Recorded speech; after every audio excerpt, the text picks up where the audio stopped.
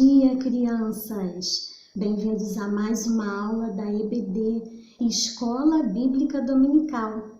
Você já está preparado para a nossa aula de hoje? Não! Por quê? O que está faltando para você ficar preparado? Já sei. O seu material, né? Então vai lá, corre lá, pega o seu material.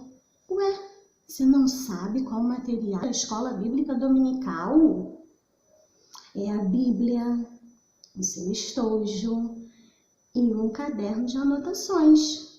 Aproveita e chama também a família para assistir junto com você, tá bom? Vamos começar então? Senhor, meu Deus e meu Pai, esteja presente na nossa aula de hoje. Abençoe, Senhor, para que possamos prestar atenção, Senhor, nesta aula de hoje, Senhor. Em nome de Jesus, amém. Que a Tua palavra fique na mente e no coração.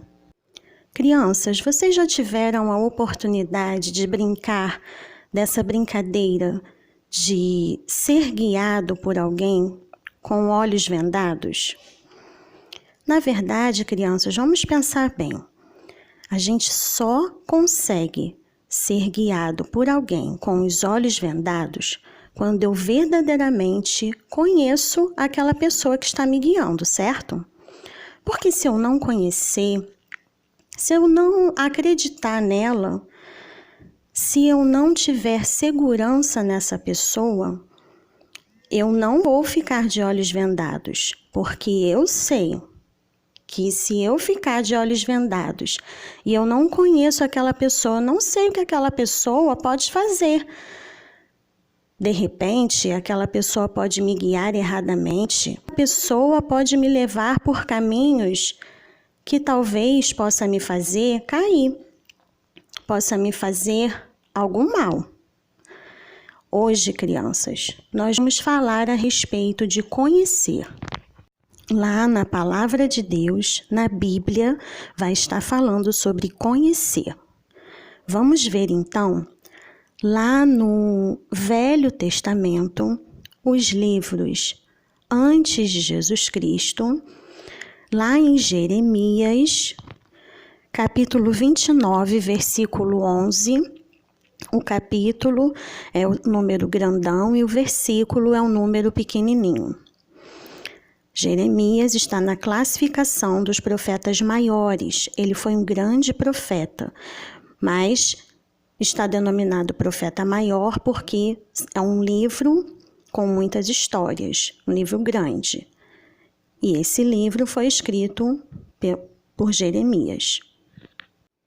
Jeremias 29, 11 está dizendo assim: porque sou eu que conheço os planos que tenho para vocês, diz o Senhor. Planos de fazê-los prosperar e não de lhes causar dano. Jeremias 29, 11. Aqui, crianças, o Senhor, o Deus Todo-Poderoso, está dizendo que Ele conhece os planos que Ele tem para nós. Isso significa que Ele tem planos para nós, Ele cuida de nós, Ele planeja a nossa vida. E esses planos são planos bons, são planos de nos fazer prosperar, de nos fazer ter muito de tudo, só coisas boas. Crianças, o Senhor aqui está dizendo que Ele nos conhece. E nós também devemos ser conhecidos. Nós devemos conhecer também o nosso Senhor. Para que nós possamos ser conhecidos pelo Senhor, crianças, precisamos entregar verdadeiramente toda a nossa vida nas mãos dele e acreditar que ele está cuidando. Crianças, assim como naquela brincadeira em que a gente fica com os olhos vendados, a gente confia totalmente no nosso guia, a gente é guiado totalmente por ele, devemos também ser guiados totalmente pelo Senhor. Mas como? Entregando totalmente minha vida para ele, sabendo e confiando que ele está cuidando. Então você que está aí, que ainda não recebeu o Senhor Jesus como seu Salvador, você deve fazer isso agora mesmo, para que o Senhor, Ele possa cuidar totalmente da sua vida, para que todos os planos sejam bons para a tua vida, para que você ande no caminho que Ele quer. E você que está aí, que já recebeu o Senhor Jesus como seu Salvador, creia que o Senhor te conhece, creia que a sua vida está nas mãos dEle. Verdadeiramente, conheça o Senhor, porque se você conhecer mais e mais você vai deixar Ele te guiar. Vamos repetir o versículo. Porque sou eu que conheço os planos que tenho para vocês, diz o Senhor. Planos de fazê-los prosperar e não de lhes causar dano. Jeremias 29:11. Você está sentado agora? Já examinou a cadeira para ver se ela pode sustentar você? Não? Pois é. Então você provavelmente nem pensou nisso. Levante agora os pés do chão, com todo o seu peso na cadeira. Você está agora confiando apenas nela para segurá-lo. Isso quer dizer que você tem fé na cadeira. Fé na cadeira? Sim. Você confia que ela está te sustentando, que ela pode te sustentar sem ao menos nem pensar. A Bíblia diz: sem fé é impossível agradar a Deus. Está lá em Hebreus 11:7. Fé em Deus significa crer sem duvidar do que Deus diz e agir de acordo. Significa confiar nele completamente. Você colocou a sua fé no Senhor Jesus Cristo quando creu nele como seu Salvador. Agora que é cristão, Deus quer que você continue a ter fé nele. Você precisa de fé para lidar com as dificuldades em sua vida. Você precisa de fé para dizer não para o pecado. Pecado é tudo aquilo que você sente, que você faz, que você pensa, que você fala e que não agrada a Deus. Você precisa de fé para confiar no plano de Deus para você. Em Hebreus capítulo 11, a Bíblia está dizendo, ela lista algumas pessoas que se tornaram heróis por causa da sua fé em Deus. Eles eram como você e eu. Deus nos fala sobre eles para nos encorajar a ter fé. Deus é fiel a você. Você pode ter fé nele. Sabe, crianças, tudo que você compra irá eventualmente em algum momento quebrar ou ficar velho. Até as pessoas que a gente ama nem sempre merecem a nossa confiança. Deus, porém, é sempre confiável, porque Deus é perfeito e nós somos falhos, pecadores. Deus, ele é confiável porque Deus não pode mentir. Ele sempre cumpre suas promessas. Deus tem também o poder de realizar o que ele diz que fará. Quando Deus lhe diz para entregar a ele os seus cuidados, porque se importa com você, você pode acreditar. Quando Deus diz, porque sou eu que conheço os planos que tenho para vocês, planos de fazê-los prosperar e não de lhes causar dano, você pode confiar nele. Deus foi sempre fiel em cumprir suas palavras. A Bíblia diz, aquele que prometeu é fiel. Hebreus 10:23. Não importa o que aconteça, você pode confiar em Deus. Ele sabe tudo sobre a sua vida e está executando, está realizando o seu plano. Não se preocupe, não duvide, confie em Deus. Ele é digno de confiança. Um homem chamado Davi, um jovem, tinha um problema enorme. Ele tinha um gigante na sua frente. Mas criança conhecia o seu Deus, então podia confiar. E o que aconteceu? Ele disse: o Senhor que me livrou das garras do leão e das garras do urso me livrará das mãos desse filisteu também. Está lá em 1 Samuel 17:37. Ele falou isso porque ele já tinha passado por dificuldades e naquelas dificuldades ele percebeu, ele entendeu, ele, crianças, presenciou a presença de Deus, o cuidado de Deus na vida dele e toda a solução que Deus deu para ele naquelas dificuldades, ele sabia que também daria agora. Você também, quando tiver um problema, faça como Davi. Pense nos problemas que Deus já ajudou você a resolver. Pense em como Deus é fiel e confiável. Depois confie em Deus para ajudá-lo novamente. Ele fez isso por Davi. Com a ajuda de Deus, Davi matou o gigante. Deus ajudará você também se confiar nele. Quando as pessoas oram, Deus remove os problemas, mas nem sempre. Também lá na Bíblia chamado Paulo tinha um grande problema. Pode ter sido um problema físico em seu corpo bem doloroso. O que quer que fosse, Paulo queria se livrar dele. Ele então orou. A cada vez que Paulo orava, ele pedia para Deus remover o problema. Está lá em 2 Coríntios 12, 7 e 8. A minha graça te basta, porque o meu poder se aperfeiçoa na fraqueza. De boa vontade, pois me gloriarei nas minhas fraquezas, para que em mim habite o poder de Cristo. Deus respondeu à oração de Paulo, mas não como nós poderíamos pensar. A força de Deus é mais visível nas áreas em que somos fracos. A resposta de Deus para Paulo foi não. Deus, ele pode nos responder não, espere ou sim. Ele permitiu que o problema de Paulo continuasse. Deus queria mostrar para Paulo a sua graça na vida de Paulo, dando-lhe poder para enfrentar o problema. Deus pode remover os seus problemas quando você ora, mas algumas vezes Ele quer lhe dar graça para enfrentá-lo. Ele deseja que a sua vida dê honra e louvor à sua pessoa.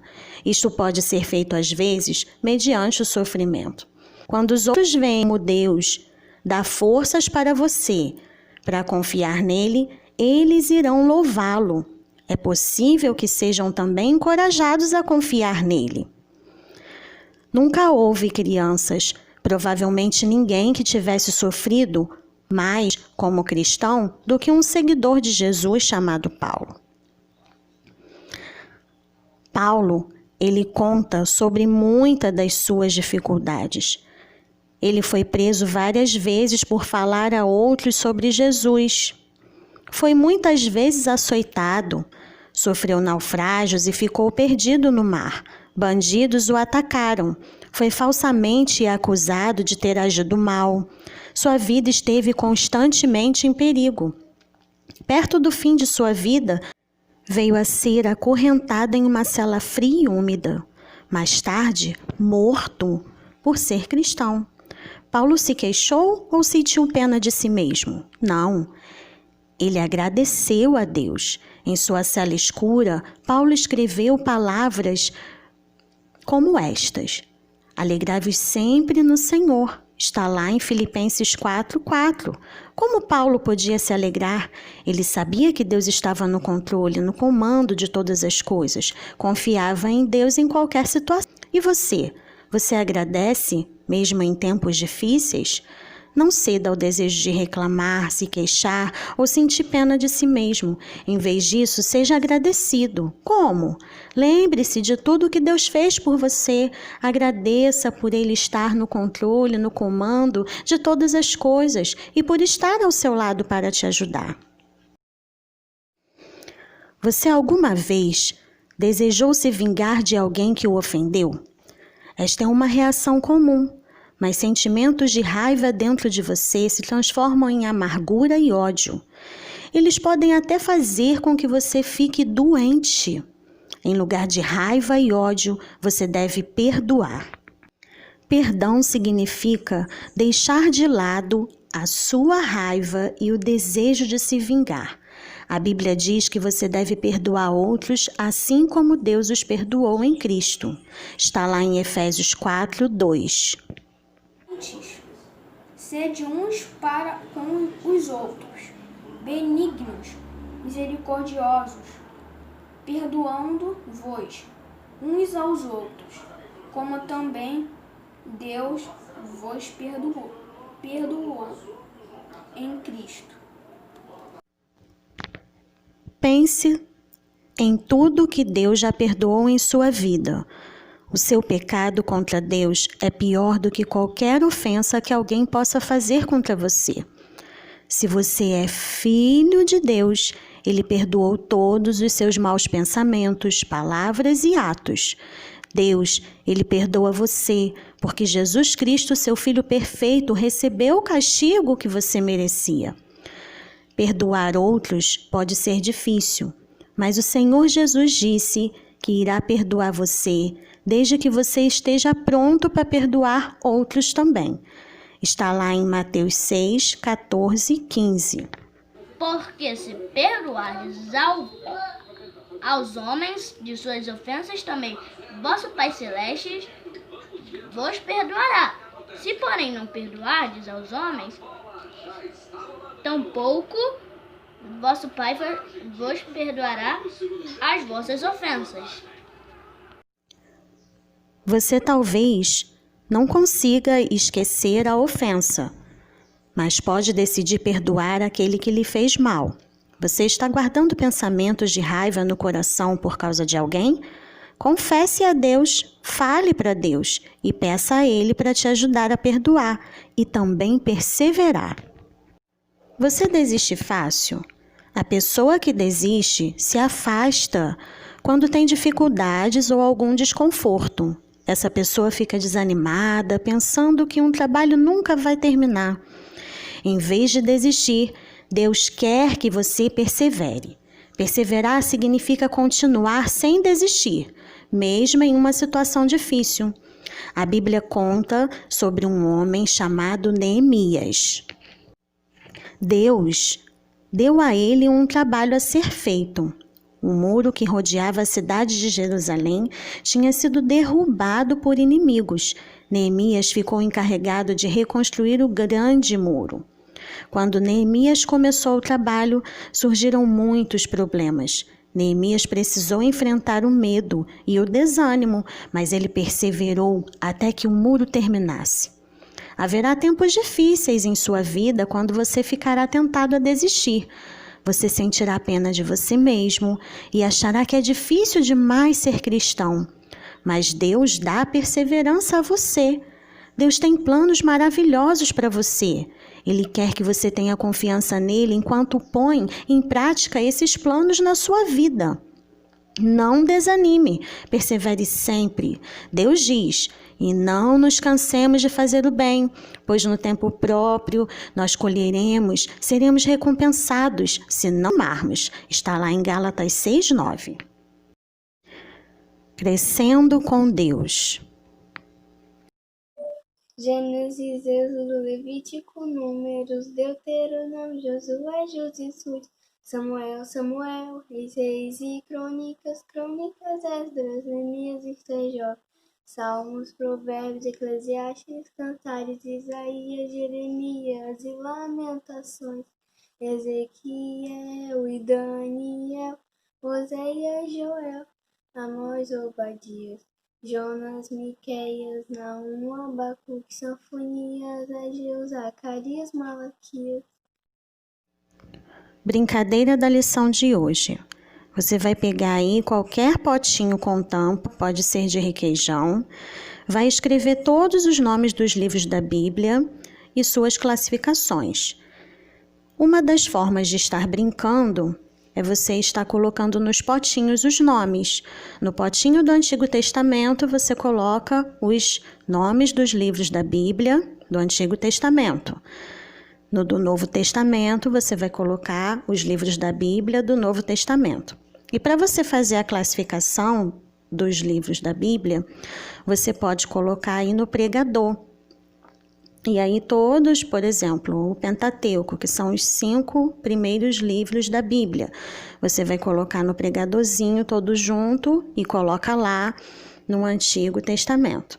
Quem conseguir fazer a seleção tudo certinho, em menos tempo, brincadeira, coloca lá a foto do jogo e a foto de vocês brincando, valendo muitos pontos.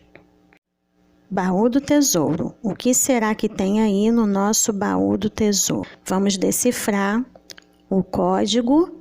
Leia aí as dicas. O primeiro que colocou no grupo, o vencedor desse bônus aí de pontos. Corre lá, hein?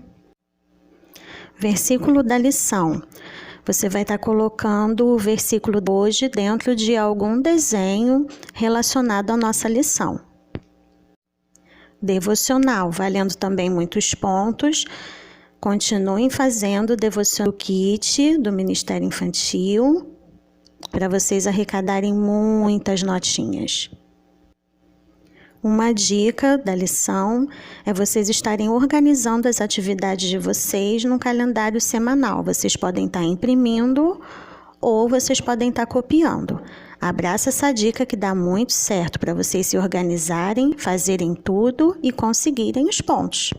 Senhor, meu Deus e meu Pai, muito obrigada por essa aula de hoje. Em nome de Jesus, amém.